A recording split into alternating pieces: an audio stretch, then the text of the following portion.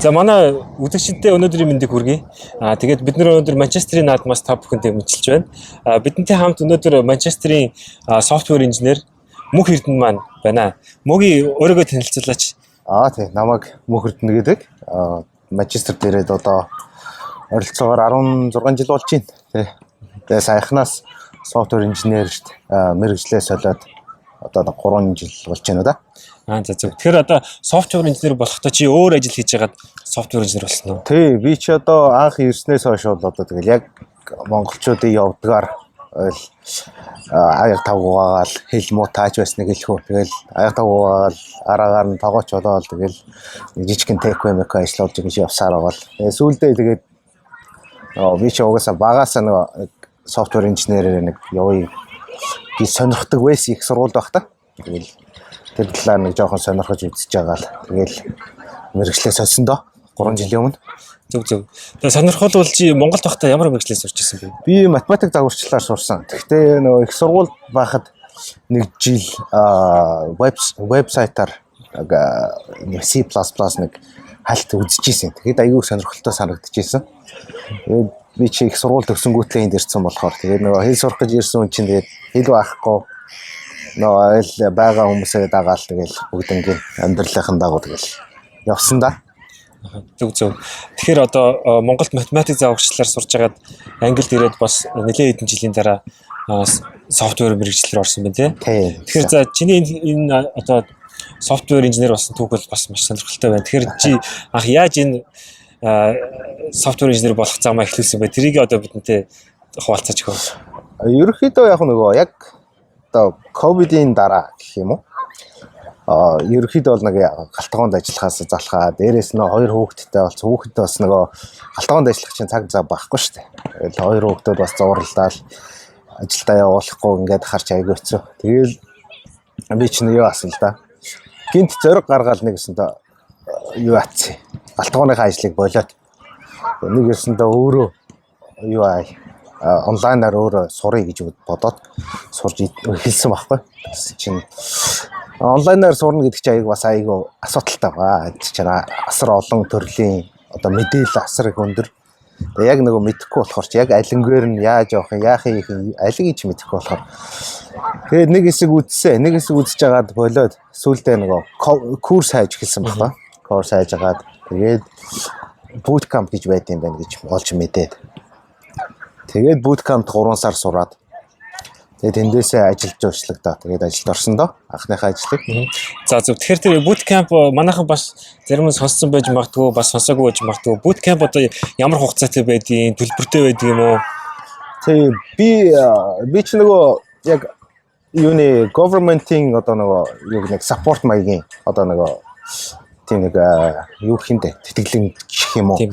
Тийм. Тиймд хамрагдцсан. Ерөнхийдөө бол ажиллаа болоод байцсан болохоор government-аас бас нөгөө boost хийхэд бол нөгөө software engineer тал дээр boost хийхэд бол бас нэлээ хэсэг одоо яг явж байгаа үг нь мэддэхгүй байна. Гэхдээ нэг хэсэг тэгж асар олон инженеруудыг бэлтгэсэн. Яг тэрэнд нь хамрагдсан. Ерөнхийдөө бол гэхдээ үнийн төлөөд бас сурж болох юм байлээ. Тэр нь болохоор нэг 6000 байсан 7000 хавцаа байсан баг 3 жилийн өмнө. 3 сарын хугацаатаагаар яг software engineer-ийн ажил хийж байгаа юм шиг 3 сар тэгж bootcamp дээр сурд юм бэл. Аюу их зүгээр санагдсан ер нь бол. Чинийх төлбөртэй байсан уу? Засгийн газрын төлбөргүй байсан уу? Засгийн газрын тэтгэлэмжээр сурсан. Тэгэхээр одоо бас байж магадгүй тий төлбөргүй. Одоо байж магадгүй. Ерөнхийдөө сонирхол улсын юугаар сонирхол job center-с байсан уу? Бараг цаанаас нь. Зөв job center-с тийм баг. Тий. Зөв. За тэгээд bootcamp одоо 6 сар яваад өгсөн гэсэн үг. 3 сар. 3 сар яваад. Тэгээд 3 сар болсны дараа ямар процесс болох вэ? Ерөөсөө bootcamp чинь өөрөө бас нөгөө ажиллаж уулчилдаг. Guarantee маягийн өгдөг. Хэрэгцээ 3 сарын дотор мөнгө төлөөд суучны дараа 2 жилийн дотор ажилд оруулж чадахгүй бол мөнгөний босааж өгнө чийлээ. Тийм guaranteeтэй байт юм байлээ. Би нэг 2 сар болсон ажил bootcamp-д төгсөөд 2 сар болоод тэгэл ерөөдөө bootcamp-ийн өөрсдийнх нь ажил зуулчлалаар ажилд орсон доо. Зөв. За тэгээд анх ямар компанид орсон бэ? Infinity Work гэдэг компани, Accenture гэдэг нэлээд дэлхийд нэлээд дээгүүр ордог компани. Олон улс салбартай тийм компани авсан нэг Infinity Work гэх нэг жижигхэн software consultant компанид ажилд орж исэн доо. За одоо хэдэн жилийн өмнө ажилд орсон гэсэн үг лээ. 2 жил хагасан юм. 2 жил хагасан юм. Тэгээд одоо тэнцэнэ ажиллаж байгаа юу? Өөр газар руу шилжээд орсон уу? Үгүй тэнд чи би нэг 2 жил ажиллаа, саяхан ажиллаа сольсон. Одоо midway front end engineer хийж байна да. За тэгэхээр одоо bootcamp-тай 3 сар тийм магадгүй зарим bootcamp 6 сар байж магадгүй сураад одоо залуучууд хүүхдүүд маань software engineering мэргэжлээр ажиллах боломжтой байдаг ахна тий.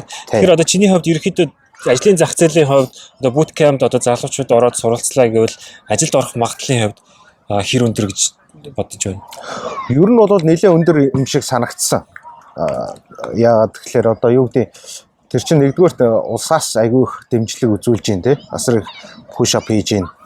Тэгэхээр тэр тал дээр бол яг хуу junior инженерүүд яг одоогийн байдлаар ямар мэдэхгүй байна. Яг тухайн үед намайг яаж яхад бол бүгд л баг ажилдаа олжсэн. 3-аас 6 сарын дотор бол бүгдээрээ л ажилд орсон.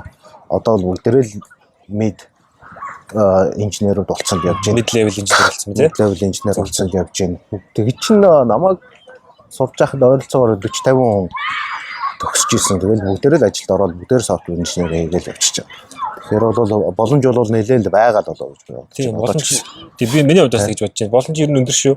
Одоо бүр гадаадаас энтгэхээс одоо маш олон хүмүүс авч байгаа шүү дээ. Тэгэхээр тэгэхээр дотоодын зах зээл дээр хүрэлцэхгүй байгаа болоо тэгээд хүрэлцэхгүй болоод авч байгаа. Тэгэхээр одоо манай залуучууд ороод ажиллах юм бол software engineer бас ажилд ороод өсөх шатлалын хувьд маш тодорхой байдаг компаниуд. Одоо бусад мэргэжлүүдийг би сайн мэдэхгүй ямар ч хэлсэн одоо манай мэргэжлийн хувьд бол өсөх шатлалын хувьд бол маш тодорхой. Тэгээд одоо жил болгон юм уу хагас жилийн дотор salary review хийдэг тийм. Энэ компаниуд ер нь тийм байгаа. Тийм. Дийлэнх компаниуд тийм л юм байл л да. Ерөнхийдөө бол 3-аас 6 сар болох salary review хийдэг.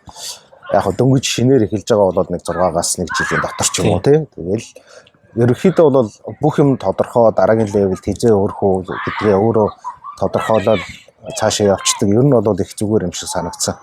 Тийм тэр бас даваа тал шүү те. Хаана хүрхэнд одоо ерөөхдөө тодорхой харагддаг компаниудаас төлөвлөгөөг нь гаргадаг шүү те. Чи одоо ийм ур чадварыг эзэмшээд ингээд баталгаад харуулчих юм бол чи ингээд дараагийн шатанд хүрнэ гэдэг. Дараагийн шат ингээд маш олноор байж идэг те. Хүн бараг 10 20 жилээч харж болохоор байгаа те.